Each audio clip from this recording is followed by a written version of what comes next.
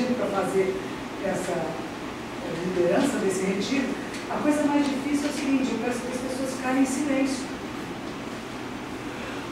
Parece tão fácil o silêncio. Experimentem ficar alguns dias em silêncio. Silêncio de não ler livros, não ouvir música, não conversar e não ficar olhando para os outros, mas olhar para você mesmo e para a sua própria mente. Nós nos sentamos virados para uma parede, é uma delícia, uma parede branca, somos completamente alucinados, né? Ficamos 5 dias em silêncio olhando para uma parede. Quando com a perna no meio das costas não é a mesma por cima. E acontece uma coisa extraordinária. A pessoa, quando ela se entrega a essa experiência, a transcendência acontece, é inevitável. Eu tinha uma aluna há muito tempo praticando comigo e ela duvidava.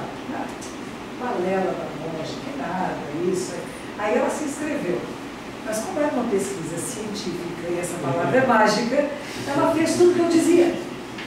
E como ela fez tudo o que eu dizia, no 4º dia ela veio chorando para mim, sem ser verdade. Eu falei, acontece com qualquer um. Qualquer pessoa que se entregue à capacidade de ter uma experiência mística, eu posso ter. Há um monge nos Estados Unidos que diz assim: eu levo qualquer um em 3 horas com uma experiência mística. Usando até palavras, com a mente lógica. Tem que chegar ao ponto que se entrega, que acredita que é possível, isso é possível. Isso faz parte da mente humana, do ser humano. A espiritualidade tem que pergunta por que o ser humano vai procurar por Deus. Não é bem que Deus nesse sentido que a gente pode ser arcaico e nem reconhecer mais. Mas por que a gente vai procurar uma coisa espiritual? Porque nós somos também seres espirituais, a espiritualidade está em nós.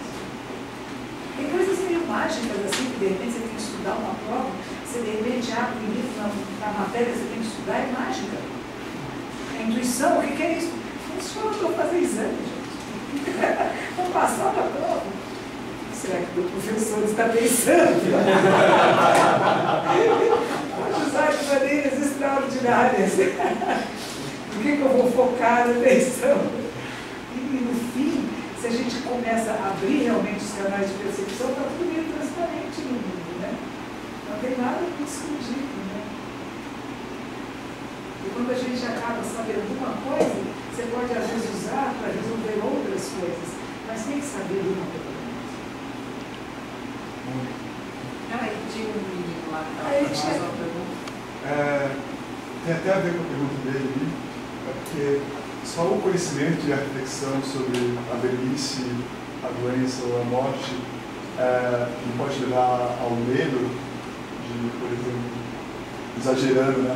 Não vou sair de casa hoje, porque vai que eu sou atropelado na rua. Né? Não, mas é verdade. E como lidar com isso?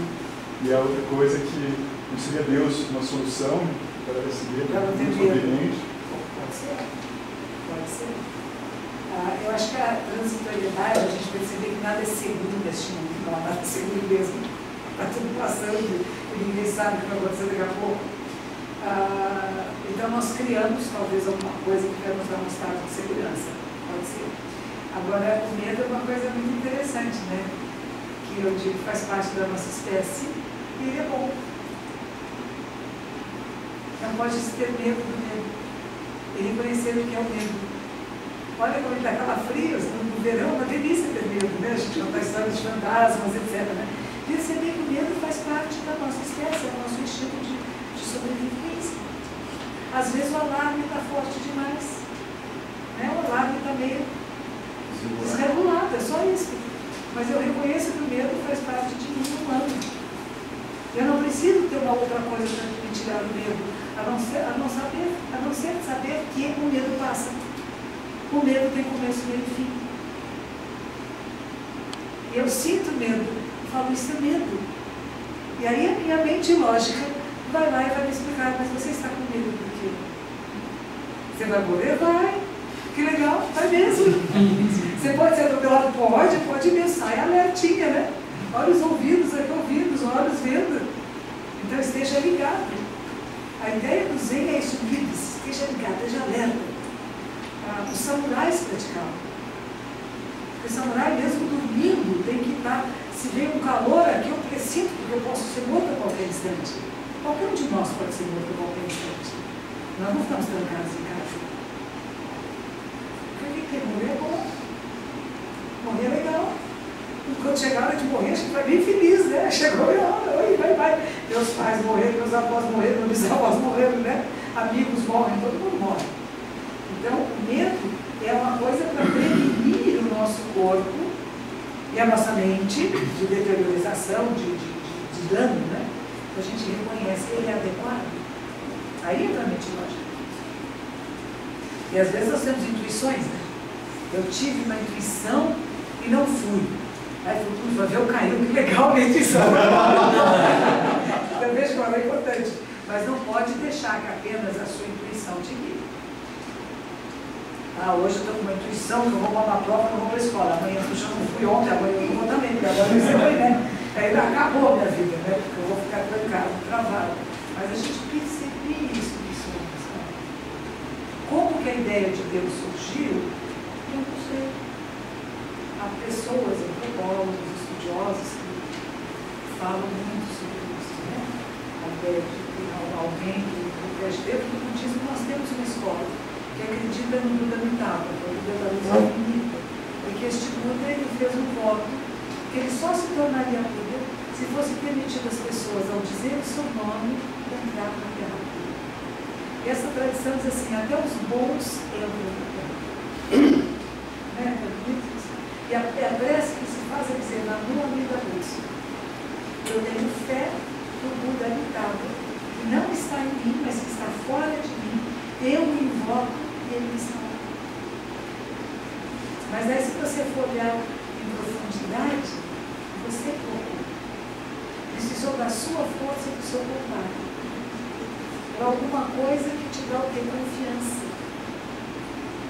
Que é possível, sim. Confiança na vida, no ser, no mundo. É possível.